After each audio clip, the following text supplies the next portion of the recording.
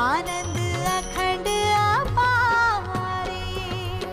शिव सनकादिक आदिक इंचित, शेष न पावत पार मेरे वाला जी, शेष न पावत पारे, शेष न पावत पारे।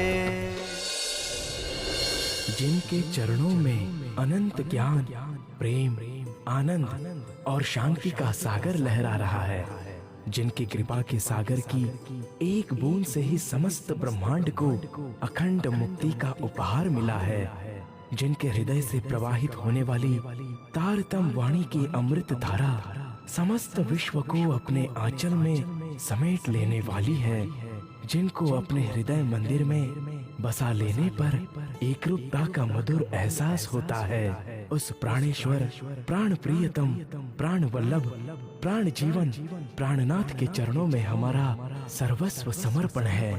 हमारी अंतरात्मा की यही पुकार है, बस तू ही तू है, तू ही। जिनके चरणों में अनंत ज्ञान, प्रेम, आनंद और शांति का सागर लहरा रहा है, जिनकी कृपा के सागर की एक बूंद से ही समस्त ब्रह्मांड को अखंड मुक्ति का उपहार मिला है, जिनके हृदय से प्रवाहित होने वाली तारतम वाणी की अमृत धारा समस्त विश्व को अपने आंचल में समेट लेने वाली है, जिनको अपने हृदय मंदिर में बसा लेने पर एकरूपता का मधुर एहसास होता है, उस प्राणेश्वर, प्राण प्रियतम, प्राण वल्लभ, प्राण जीवन, प्राणनाथ के चरणों में हमारा सर्वस्व समर्पण है। हमारी अंतरात्मा की यही पुकार है, बस तू ही तू है, तू ही तू है, तू ही तू है।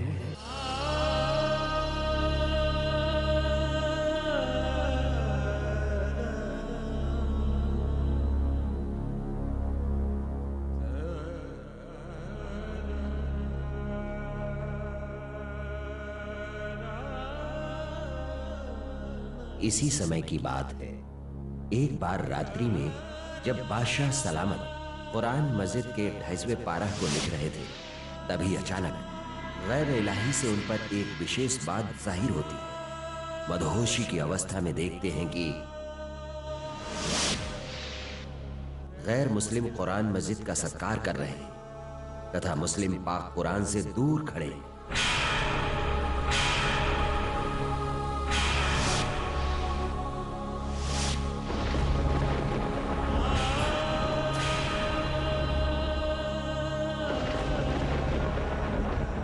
इस ख्वाब का मतलब क्या हो सकता है? क्या मुसलमान पाक कुरान के हिदायतों का सही तरीके से अमल नहीं कर रहे हैं? हाँ, यही बात हो सकती है। वे शरीयत का सिर्फ ऊपर से पालन कर रहे हैं, जबकि गैर मुस्लिम कुरान पाक की हिदायतों पर चलने की कोशिश कर रहे हैं।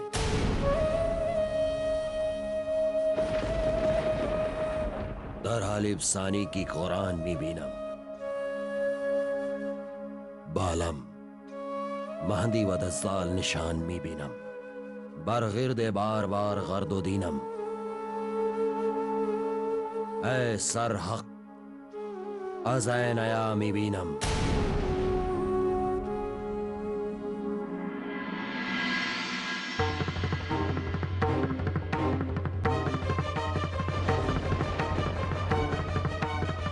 कुरान शरीफ में लिखे 1000 साल के वायदे को देखता हूं, अफसोस के साथ मेहंदी और दज्जाल के प्रकटन का निशान देखता हूं। दमे सीना बार बार अंदर बाहर फिरता है। ये हक का भेद जाहिरी आंखों से देखता हूं।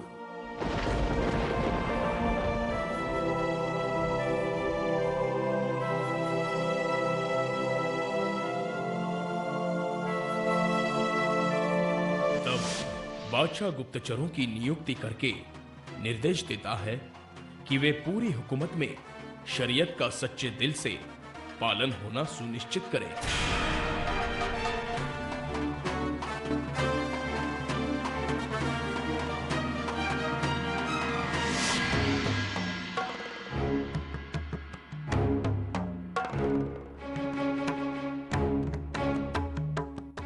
बादशाह सलामत का इकबाल बुलंद हो।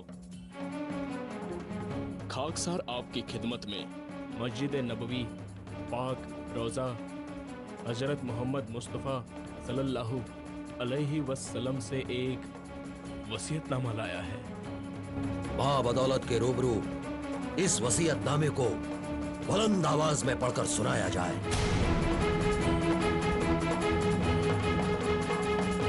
बिस्मिल्लाहिर्रहमानिर्रहीम। अल्हम्दुलिल्लाहि रब्बुल आलमीन। मालूम हो कि मैं शेख अहमद हूँ, आदिम रोजे पाक मोहम्मद मुस्तफ़ा का। रात के वक्त बीच रोजे मुबारक कुरान पढ़ता था कि अचानक नींद में गाफिल हो गया। तब ख्वाब में हजरत मोहम्मद सल्लल्लाहु अलैहि वसल्लम ने फरमाया कि ए शेख अहमद, ज़हूर ईसा अलैहिस्सलाम का नजदीक आ पहुंचा और जमाना आखिरुल इमाम मोहम्मद महदी साहिबुज़्ज़मा का भी नजदीक आ पहुंचा है। फरमाया खुदा का और उसके रसूल का करो। तमाम होने सदी 11वीं के महतर जबराइल नाजिल होए बरकत दुनिया की और शफकत फकीरों की, और कुरान मजीद को इस दुनिया से उठाए के मकान अपने को ले जाए और दरवाजा तौबा का बंद होए। उम्मत मेरी को कहो कि शर्म करे। ये हुक्म आखिरुल इमाम मोहम्मद महदी साहिबुज़्ज़मा का है। और फरमाया के इस वसीयतनामे को शहर ब शहर पहुंचाओ। जो इनका एतबार ना करे काफिर हो। जो झूठ कहो मैं तो बीच दोनों जहानों के मुंह स्याह हो और शिफायत मोहम्मदी से महरूम रहूं। अल्हम्दुलिल्लाह, इसका मतलब है कि जो मोमिनीन दरवेश मेरे दरबार में आए थे वे सच्चे थे। एक बार मुझे उनके हादी साहिबुज़्ज़मा से मिलना ही होगा। इस प्रकार बादशाह के दिल में श्री जी साहिब जी से मिलने की तड़प पैदा हो गई। तब उन्होंने अपने गुप्त संदेश वाहक को शेख बादल के पास भेजा कि वे हादी साहिबुज़्ज़मा श्री प्राणनाथ जी से गुप्त रूप से उनके मुलाकात की व्यवस्था करवाएं, और ये भी कहा कि मुलाकात अत्यंत एकांत स्थान शेख वाजिद कलंदर के तकिए पर रखी जाए। तब शेख बादल श्री जी साहिब जी से मिलकर गुप्त मुलाकात की व्यवस्था करवाते हैं। इस साल पाक रमजान के माह में 2 ग्रहण पड़ चुके थे। पहले पखवाड़े में सूर्य ग्रहण और दूसरे पखवाड़े में चंद्र ग्रहण लग चुका था, और साथ ही उच्छल तारा भी निकल चुका था। शेख बादल जी, वहाँ सभी सुंदर साहब कैसे हैं? सुना है कि उन्हें बहुत तकलीफ उठानी पड़ी है। हादी आजम, श्री जी साहब जी, आपकी कृपा से अब चिंता की कोई बात नहीं है। बादशाह औरंगजेब के हुक्म से हमारी कोतवाल की नजरबंदी से रिहाई हो गई है, और काजी शेख उल इस्लाम ने अपनी हवेली के करीब ही एक हवेली में हमारे रहने की व्यवस्था कर दी है। ये तो बहुत ही अच्छी खबर है। इससे भी उम्दा खबर यह है कि बादशाह औरंगजेब आलमगीर लाल किले के करीब शेख वाजिद कलंदर साहब के तकिए पर आपसे खुफिया तौर से मुलाकात करना चाहते हैं। अच्छी बात है, मैं मिलने के लिए तैयार हूँ। हमारी स्वीकृति की सूचना बादशाह तक पहुँचा दीजिए।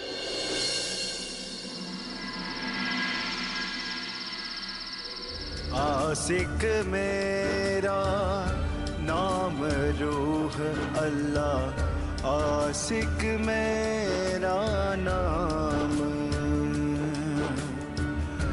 आशिक मेरा नाम रूह अल्लाह, आशिक मेरा नाम,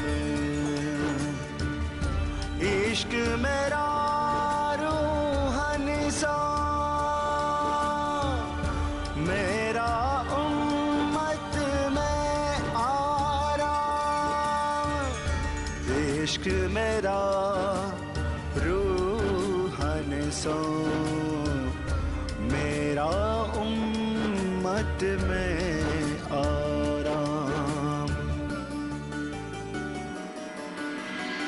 इश्क बड़ा रे सबन में ना कोई इश्क समान एक तेरे इश्क बिना उड़ गई सब जहान, उड़ गई सब जहान।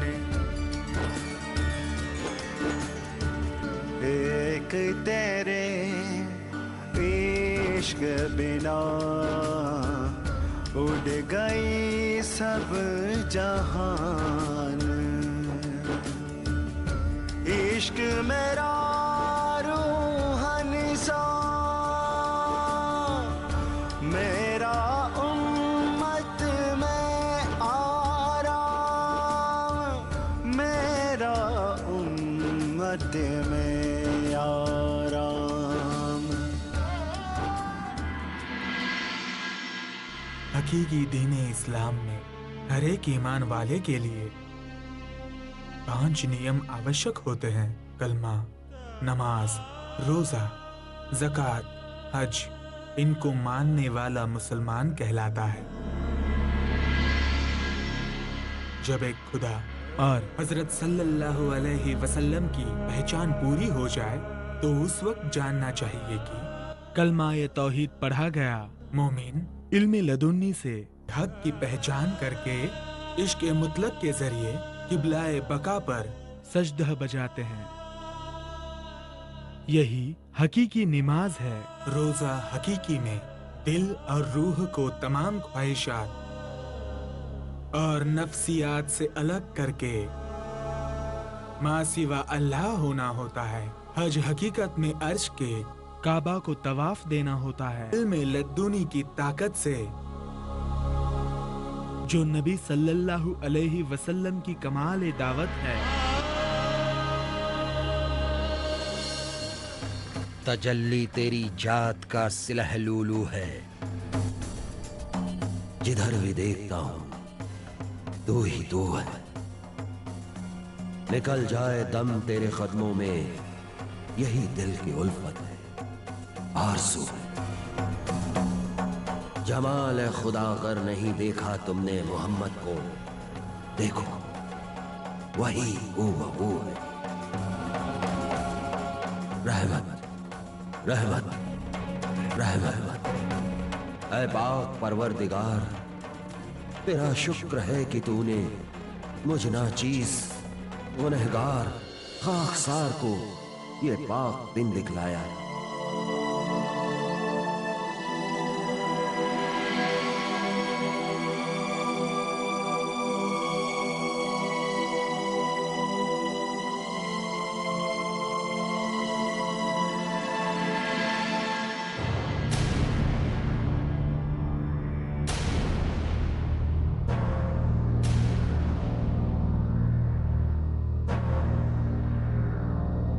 आइए ए फकीर मोहम्मद मुहिउद्दीन, हम आप ही का इंतजार कर रहे थे।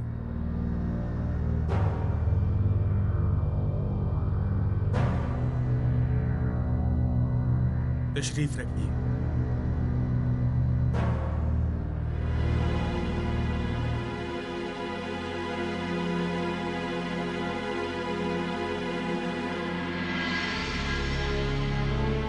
कामिल मुर्शिद फकीर सैयद मोहम्मद इब्न इस्लाम वसीयतनामे की रोशनी में आप ही बेशक इमाम अल मुंतजर साहिबुस्सुमा है,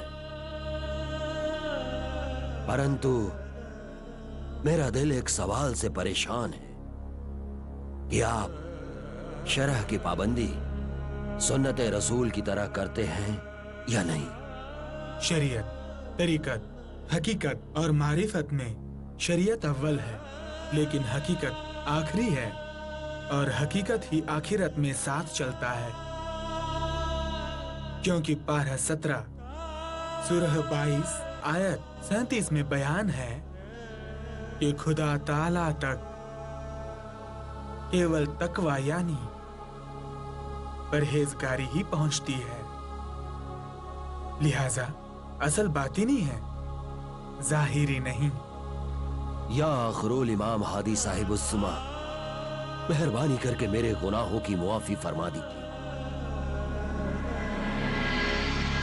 और मुझे भी अपनी खासुल खास उम्मत नाजी फिरके में शामिल करके इल्म लदुन्नी का नूरी नुस्खाए हयात बख्श दीजिए।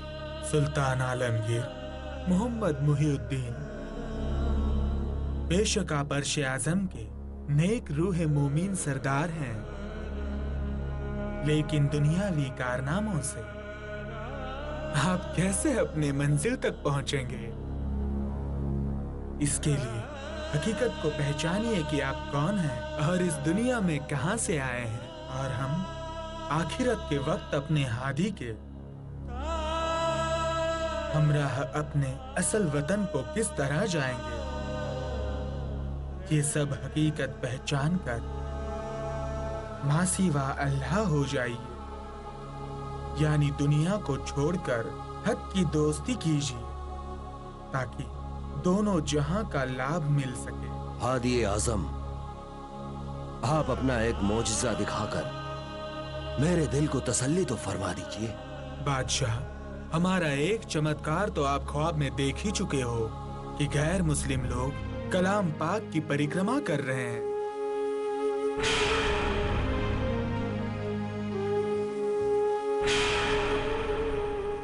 अब इल्मे लदुन्नी से भी समझ लीजिए कि याजूज माजूज के फौज की गिनती जो 4 लाख कही गई है, बातिन में ये दुनिया के दिन है। 365 से तकसीम करने पर 4 लाख दिनों के लगभग 1100 साल होते हैं, जो कि हिजरी की 11वीं सदी की ओर संकेत है। तो अब आप पहचान लीजिए कि मुजदीद अलिफ सानी कौन है।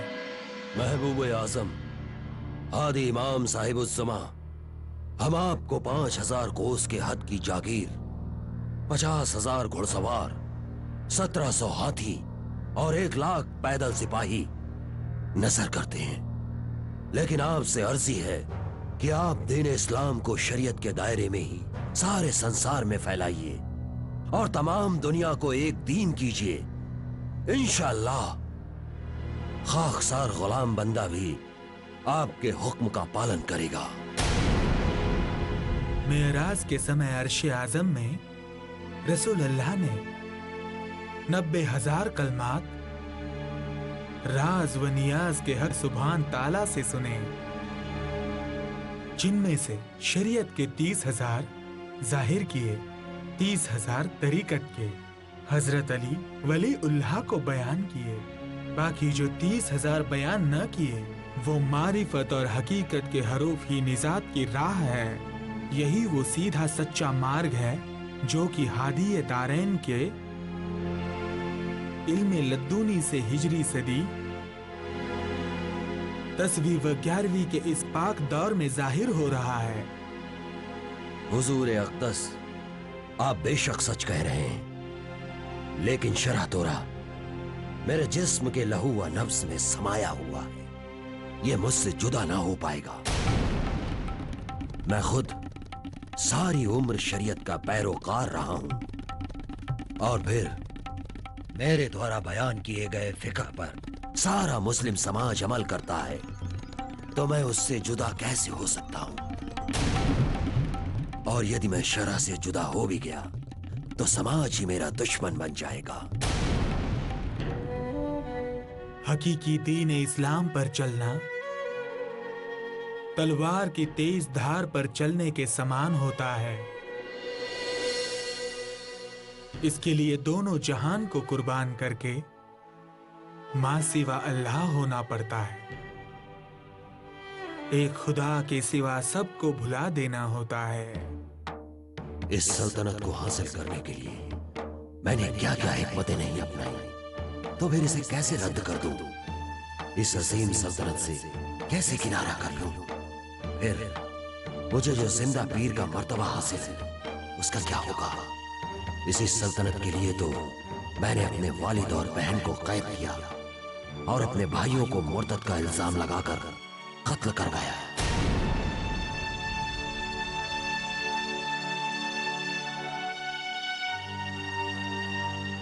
ऐ मोहसिन हादी आजम साहिबुज्जुमा, अल्हम्दुलिल्लाह, मैं तमाम दुनिया को एक दीन करने का मुश्ताक तो हूं, लेकिन शरीयत के दायरे से बाहर नहीं। इंशाअल्लाह जिंदगी रही तो आपसे दोबारा मुलाकात होगी। नुक्ते इल्म लद्दूनी को हासिल करके, सिरातुल मुस्तकीम को कबूल करके, हकीकी दीन इस्लाम के काम में यदि तुम आगे नहीं आओगे तो अल्लाह किसी दूसरे को खड़ा करेगा। जिस प्रकार की कलामुल्लाह के किस्सा में बयान है कि अल्लाह ने मूसा की मदद के लिए हारून को भेजा और फिरौन को गर्क किया। कल जब आपकी दुनियावी बादशाहत ही नहीं रहेगी तब क्या करोगे?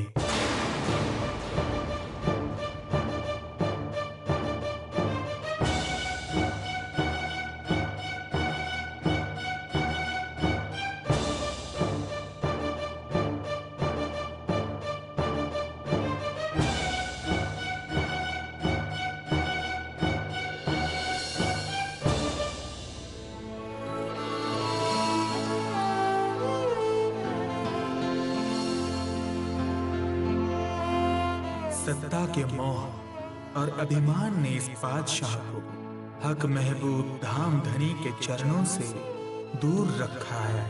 अब मुझे शाकुंडल आत्मा को ढूंढकर जागृत करना होगा जो इसके अहम को तोड़ सकेगी। होशियार, निगाहें झुकी रहे। बादशाह सलामत हजरत मोहम्मद मोइनुद्दीन गाजी आलमगीर औरंगजेब आलम पना जिले सुबानी दरबार में जलवा अफरोज हो रहे हैं।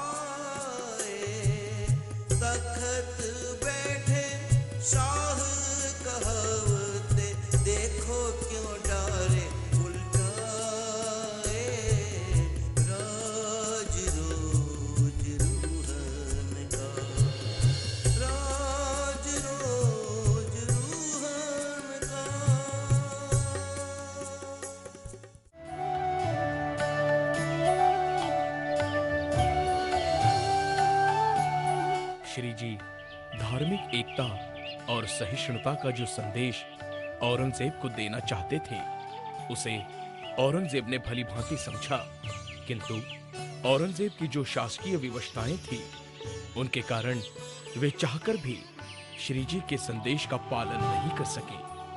तब श्री जी जागनी अभियान को पुनः आगे बढ़ाते हुए दिल्ली से चलकर आमेर, सांगानेर होते हुए पूरा गांव में जा पहुंचते हैं।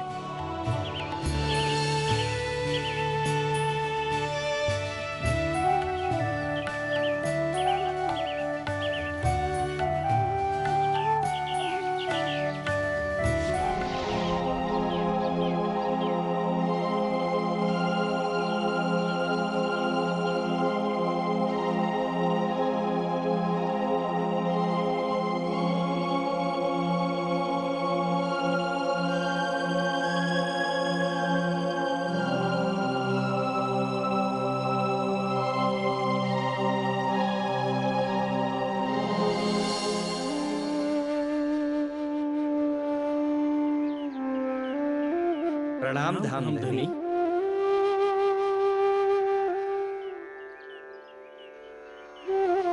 श्री राज जी आप पर कृपा करें और बताइए दिल्ली में सब सुंदर साथ ठीक तो है ना?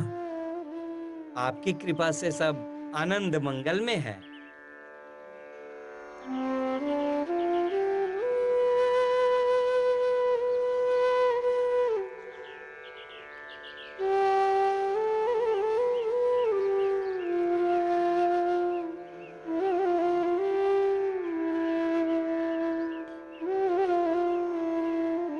आप लोग कुछ परेशान से लग रहे हैं, क्या बात है? बात यह है कि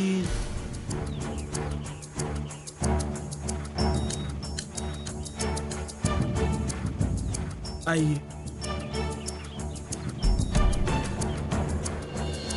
कई दिनों से हमने ठीक तरह से भोजन नहीं किया है और ना ही हमारे पास पैसे हैं कि हम बाजार से कुछ खरीद कर खा सकें। धामधनी, वो सुंदर साथ को जागनी कार्य में कितना कष्ट उठाना पड़ रहा है।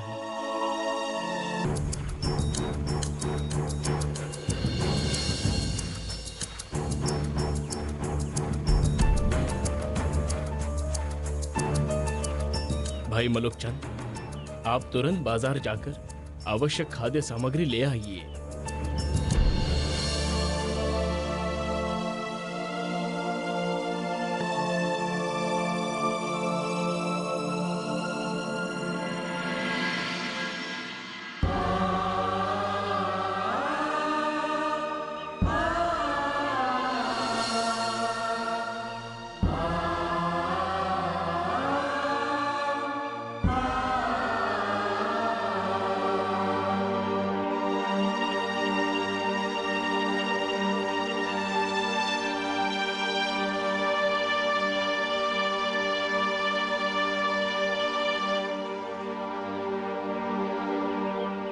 ऐ मेरे हादी, मेरे पास ये थोड़े से पैसे हैं, इसे एक छोटी सी सेवा समझकर याज्ञिक कार्य के लिए स्वीकार करें।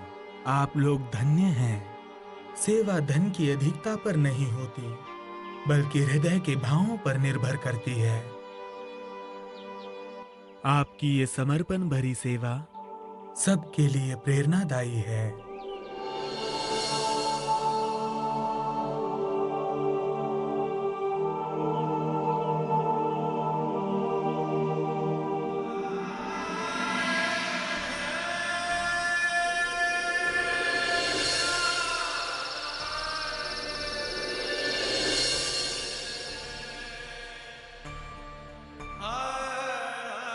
दिल्ली में सुंदर साथ पर हुए अत्याचार को जानकर बहुत ही दुख हुआ। मेरे विचार से मुगल शासन से टकराना ठीक नहीं था। अब आगे भविष्य में आपकी उनके विरुद्ध क्या नीति रहेगी? सत्य ज्ञान को समझने के बाद भी सत्ता के मद में मुगल अधिकारियों ने मेरे सुंदर साथ पर अत्याचार किया है। जिस सत्ता के मद में उन्होंने जुल्म ढाया है, धामधनी के आदेश से वो सत्ता ही नहीं रहेगी। अब निश्चित ही हिंदुस्तान से मुगल साम्राज्य का अंत हो जाएगा। किंतु ये कैसे संभव होगा धामधनी? शरीयत के नाम पर जुल्म ढाने वाले मुगल शासन के विरुद्ध मैं हिंदू राजाओं को जागृत करूंगा, उन्हें लड़ाई के लिए प्रेरित करूंगा। शाकुंतल आत्मा के जागने के पश्चात मुगल शासन बालू की दीवार की भांति नष्ट हो जाएगा। उदयपुर में कौन सी विचारधारा के मानने वाले ज्यादा लोग हैं? उदयपुर में एक संप्रदाय ज्यादा प्रचलित है, जिसे धनी बाबा का पंथ कहते हैं। इस संप्रदाय के ग्रंथों में हमारी बहुत सी साक्षियां हैं। मुकुंदास जी, आप कल ही उदयपुर के लिए प्रस्थान करें और वहां के लोगों को ब्रह्म ज्ञान सुनाकर उनकी आत्म जागृति करने का प्रयास करें। मलुकचंद जी, आप भी इनके साथ जाइए।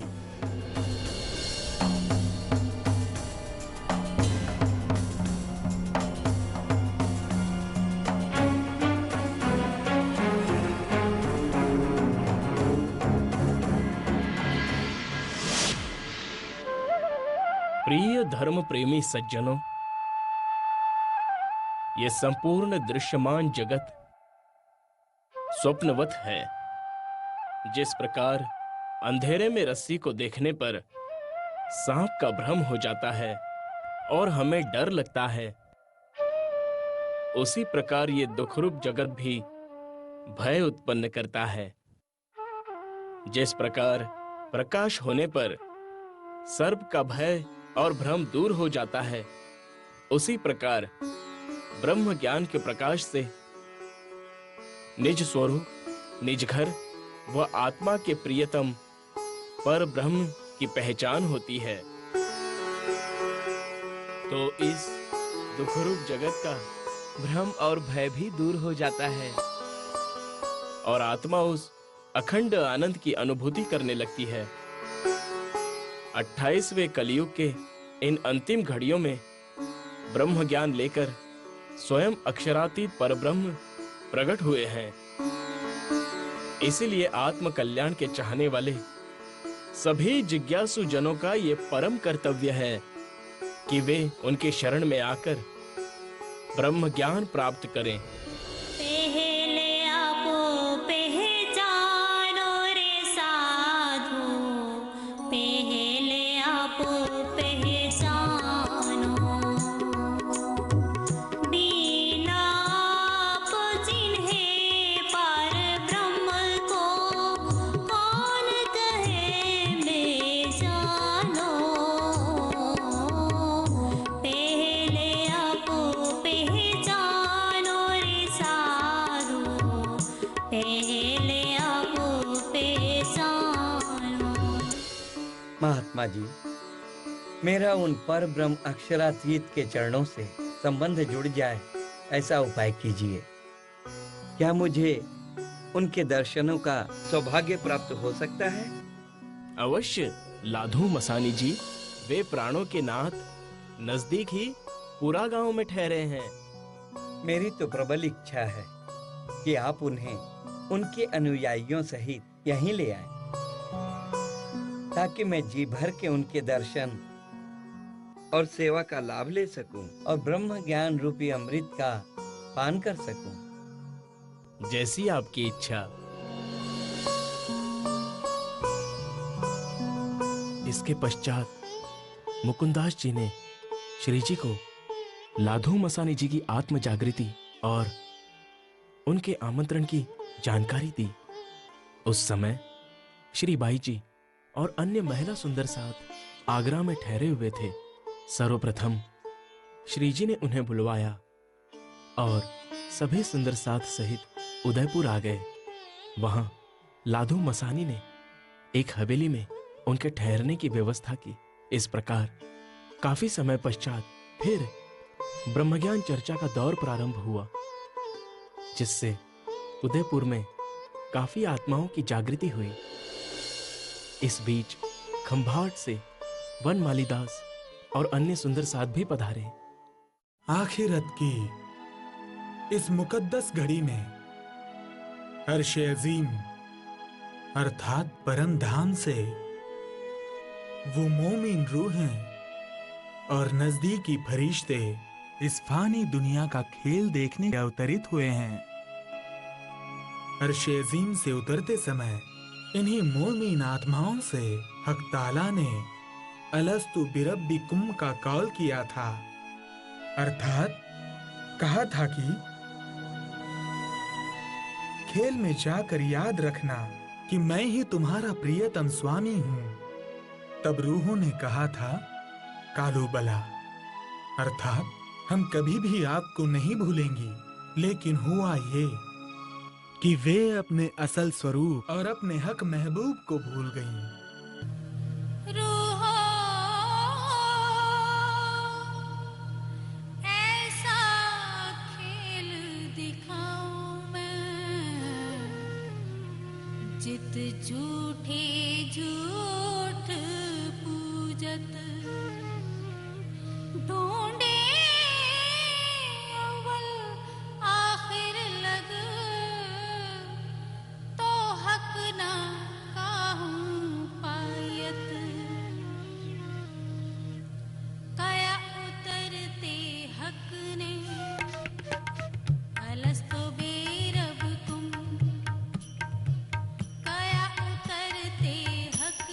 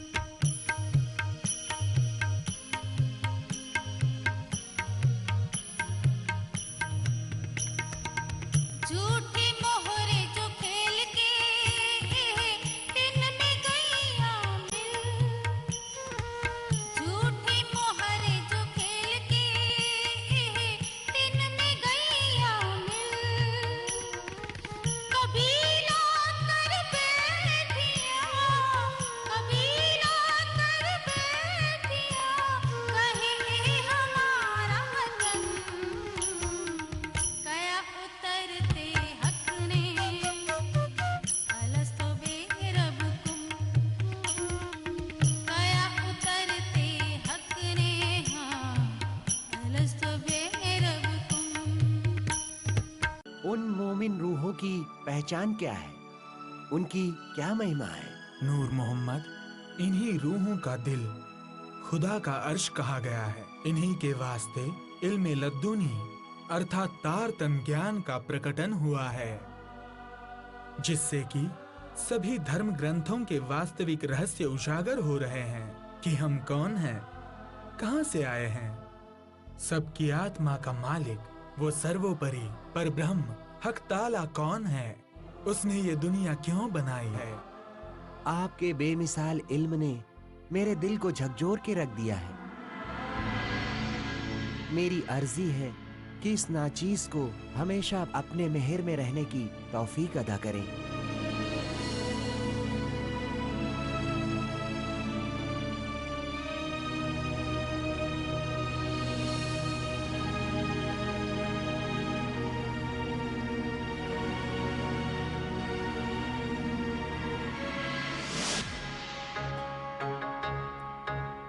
कैसे हो कांजी भाई? और दिल्ली में सब सुंदर साथ कैसे हैं? आपके आशीर्वाद से सब कुशल मंगल है। और विस्तृत जानकारी इस पत्र में लिखकर सुंदर साथ ने भेजी है।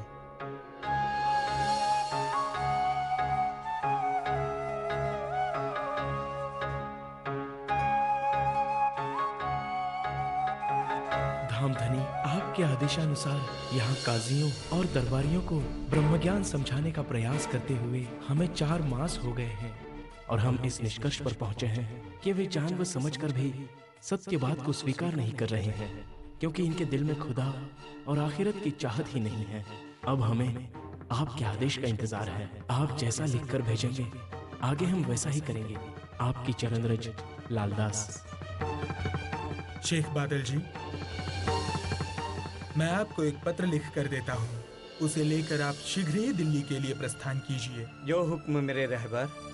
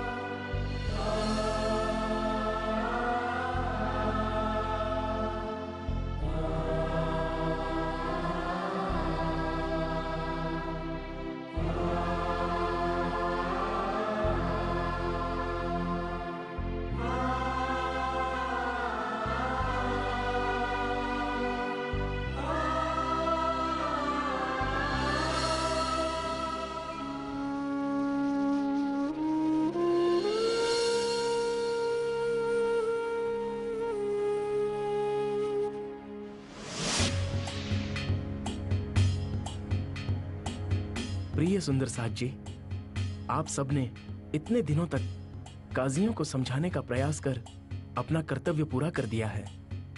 पर ब्रह्म के आदेश से एक दिन इन्हें अवश्य ही पश्चाताप की अग्नि में जलना पड़ेगा।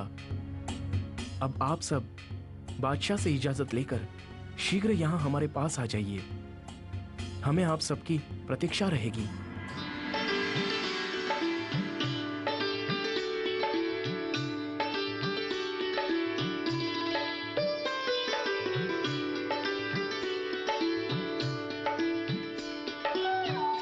हमें काजी साहब से मुलाकात करके जल्द ही वापस जाने की बात करनी चाहिए। चलिए। हम लोगों को यहाँ आए काफी समय हो चुका है। अब हम सब वापस अपने घर जाना चाहते हैं। इसीलिए आपसे ये निवेदन है कि आप बादशाह से इस विषय में अर्जी करें। ठीक है, आप लोग परसों आ जाना। मैं आपको बादशाह के पास ले जाऊंगा। शुक्रिया जनाब।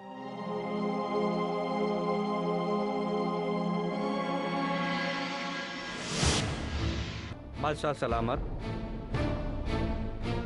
ये वही मोमिन हजरात हैं जो हकीकी दीन इस्लाम का संदेश लाए थे और आपके हुक्म से मेरे मेहमान थे। मरहबा। कहिए, अब ये क्या चाहते हैं?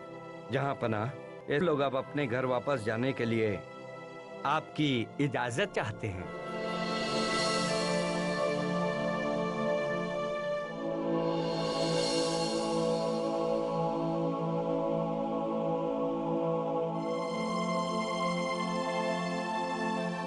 या अल्लाह, करम फरमा, इन नेक बंदों की हिफाजत फरमा। आमीन।